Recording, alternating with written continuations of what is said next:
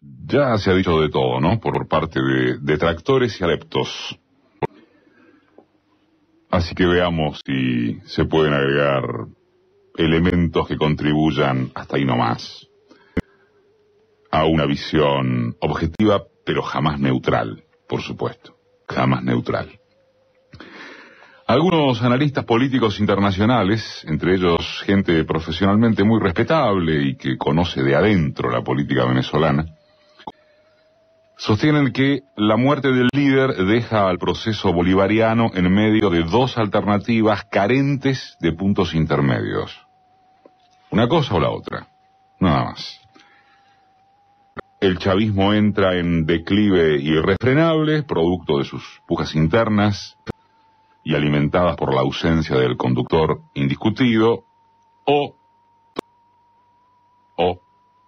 fuga hacia adelante y profundiza los cambios estructurales iniciados hace 14 años. Con todo respeto por esos comentaristas tan sapientes de las intrigas palaciegas de Caracas y aledaños nacionales, no hace falta ser un cirujano chavista para advertir que blanco o negro es una opción desaconsejable como basamento analítico cuando rigen las condiciones excepcionales de un proceso que desde el comienzo aguantó ataques sistemáticos, violentísimos, abominables. De hecho, Venezuela acaba de transcurrir casi 3 meses bajo la presunción de que todo podía irse al demonio gracias a la invisibilidad de un enfermo terminal que encima no estaba en el país. Más de hecho todavía, el bolívar fue depreciado en lo que llamaron mega devaluación. Y resultó que Nicolás Maduro, nominado por Chávez como su sucesor, pero hasta entonces, comillas, apenas un ex conductor de transporte público, sindicalista del área, funcionario de perfil bajo, muy bajo, afrontó semejante coyuntura con una presencia política, con una firmeza de espíritu que nadie esperaba, o mejor dicho, que nadie quería que tuviera entre quienes necesitan certificar que todo se vende y todo se compra. Que los líderes, y cuanto más enormes peor, solo pueden aspirar a una descendencia de casta patética. Que sin Chávez no hay chavismo, o cualquiera sea la descripción que cada quien quiera darle a esta experiencia latinoamericana, cuyas particularidades son ignoradas por el manual de lo que debe hacerse. Ese manual que a izquierda parte de los que siempre te corren por ahí, por izquierda, bajo la impunidad de que cuestionar es gratis, de que nunca estuvieron ni estarán en el ejercicio del poder, de que sencillamente no aspiran a tenerlo, porque la dialéctica, en tanto resolución de las contradicciones y de la que tanto se ufanan, los dejaría con el culo mirando al norte. Y a derecha, porque al igual que en las sectas de izquierda, se trata únicamente de demoler, de desprestigiar, de no tener honestidad intelectual bajo ninguna circunstancia. En estos días pudo escucharse y leerse que Chávez fue el único ayudador financiero de Argentina, cuando la quiebra de la Argentina, gracias a las recetas de los que siguen recetando, a tasas de interés que eran el doble de las ofrecidas por el Fondo Monetario. ¿De dónde vienen estos canallas impotentes para reconocer que el financiamiento ofrecido por el fondo era a cambio de seguir conduciendo a la economía según sus dictados? ¿De dónde vienen? Bueno, vienen de aquello. Vienen de la indecencia docta, porque no tienen las pelotas necesarias para admitir que son sujetos políticos en lucha ideológica. Se supondría que ya demasiada gente, demasiado pueblo, tienen claro que su disfraz de independientes no les da ni para el corso. De lo contrario, no habría la paliza que vienen sufriendo en las urnas y en las calles. Pero no hay que cansarse de machacarlo. Dejemos claro que uno mismo afirmó que sin Chávez no había ni habría chavismo, que uno mismo lo ratificó a través de sus viajes a Venezuela, de sus contactos y entrevistas públicas, algunas o muchas de ellas con referentes del régimen bolivariano. Mejor saquemos régimen porque la palabra es una victoria semántica de la derecha que sinonimiza gobiernos populares con dictaduras caudillistas. Sí es imprescindible señalar que muchos de los propios cuadros chavistas no confiaban, ni quizá confíen, en un después de Chávez. Y que Maduro los sorprendió. Maduro o la fuerza popular. Aunque otra vez es cuestión de dialéctica, quien les habla se inclina más bien por lo segundo como elemento determinante. Pongámoslo en los siguientes términos. Así fuera cierto, y en buena o gran medida podría serlo, que Venezuela corre riesgo de tensiones entre el Maduro leal a sus principios hasta las últimas consecuencias, el diosdado boliburgués de negocios sospechosos, el jagua de buen vuelve erudito pero sin llegada a las masas, algún sector fragotero que pueda haber quedado en las Fuerzas Armadas, unos amplios sectores medios de cultura rentística cipaya y así sucesivamente. Y aún contemplando que sin Chávez, ni siquiera como Cid Campeador, la oposición nucleada en torno de un blandengue capriles unificador del odio de clase lograra ganar las elecciones. Aún contemplando todo eso, ¿cómo haría ese conjunto para retroceder las conquistas sociales de Chávez hasta su preexistencia? ¿Cómo harán para que millones de venezolanos renuncien a la dignidad de salud y de educación que les dio el líder?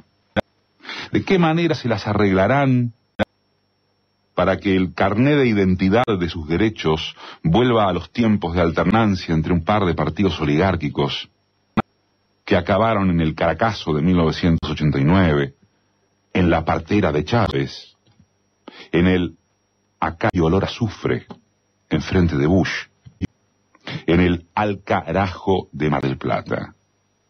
Es allí donde los análisis políticos de laboratorio se van justamente ahí, al carajo. Es entonces cuando el pueblo deja de ser objeto de estudio y manipulación y pasa a ser sujeto de la historia. Y sus enemigos terminan preguntándose cómo es que pierden elecciones impecables y no saben explicar cómo es que millones y millones de gentes salen a la calle a defender utopías simbolizadas en carne y hueso, a funerales de los seres que les devolvieron la dignidad. Insostenible no recordar el golpe contra Chávez en abril de 2002.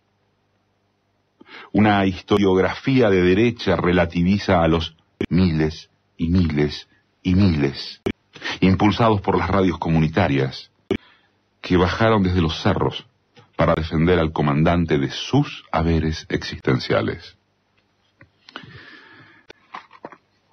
El colega mendocino Julio Rudman escribió en las últimas horas un artículo que, frente a la muerte de Chávez, contrapone una emoción necesaria, primordial, profundamente política, a la pretendida asepsia con que se desempeñan ciertos factores de poder. Esa hipocresía pasteurizada que para el caso se conduele del muerto mientras celebra extasiada. Rudman dice que se le dibujó una sonrisa al preguntarse cómo lo recordará la historia a Chávez, cómo lo nombrará. Dice que se le ocurrió al imaginar justamente las tribulaciones de algunos energúmenos al ver la alfombra roja que tapiza Caracas, que está tapizando Caracas. Lo cual, esto lo agrego yo con ayuda de un amigo indignado, alcanzó en su versión local entre nosotros aquello de que el masivo velatorio de Kirchner lo organizó Fuerza Bruta. Bueno, el colega dice un poco antes haber recordado que los nombres son sustantivos, es decir, palabras que sustentan. Y dice un poco después que pensó en Evita, el Che, Fidel, Cristina, Evo, Rafael, Lula, Dilma, Hugo o Comandante, Pepe, Néstor, y se juega que pronto, muy pronto, será Nicolás. Podría ser prudente no entrar en las comparaciones, aunque no siempre son odiosas. En cambio, como señala nuestro colega, es irrefutable que es así como los nombran, como los recuerdan sus pueblos y otros muchos pueblos. Nadie, que ni el colega ni uno sepa o imagine, nadie en su sentido universal, claro, nadie nombra al presidente Sebastián o Juan Manuel. ¿Alguien recordará al presidente Fernando o Arturo o Eduardo o... Imposible frenarse, ¿no? Y no agregar si la historia nombrará a Mauricio, a George, a Mariano, a Ángela, a Silvio. La cuestión, termina Rudman, es que estos pueblos del sur han hecho propios los nombres propios de sus dirigentes, los han comunizado. En síntesis, nombres propios devenidos en comunes, poniendo patas arriba a la mesa prolijita de la gramática de la vida. Enhorabuena. Voy a cerrar esta nota valiéndome de otra cita que no es de un colega, sino de un cura. Eduardo de la Serna, coordinador del grupo de sacerdotes en Opción por los Pobres. Hay varios tramos de su escrito, publicado ayer, en página 12, que no tienen desperdicio retórico o político. De entrada confiesa que nunca se consideró chavista porque había cosas del comandante que no le cerraban del todo. Que sin embargo lo hubiera votado porque ni por asomo lo había hecho por Capriles, para de paso preguntarse cómo Hermes Wiener puede durar un solo segundo más en un partido que se llama socialista.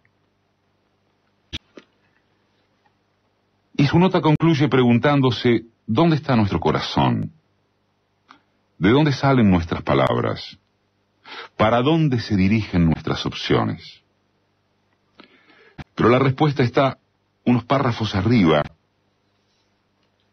tras recordar dónde están los gusanos de Miami, la prensa hegemónica, los que aquí se olvidan de que cuando estalló la Argentina y nadie le prestaba un centavo, el único que se acercó y ayudó fue Chávez. ¿Dónde están esos? ¿Y dónde están los pobres de Venezuela? Me hizo acordar a la confidencia pública de Ernesto Sábato, un gorila consuetudinario, quien tuvo el valor de reconocer que cuando cayó Perón, en el 55, viendo festejar a toda su familia y a todos sus amigos y a sí mismo, mientras la mucama lloraba por los rincones, se dijo, estoy equivocado. Pero volviendo al cura de la Serna, ¿dónde están los pobres de Venezuela? Están en la calle. En una de las manifestaciones de masas más imponentes de todos los tiempos. Están en la calle llorando. Listo. Para mí está claro y sin ninguna duda dónde tengo que estar. Bueno, para mí también, con el añadido de que no son solamente lágrimas, es movilización. Es, otra vez, nunca menos. Houston, tienen un problema.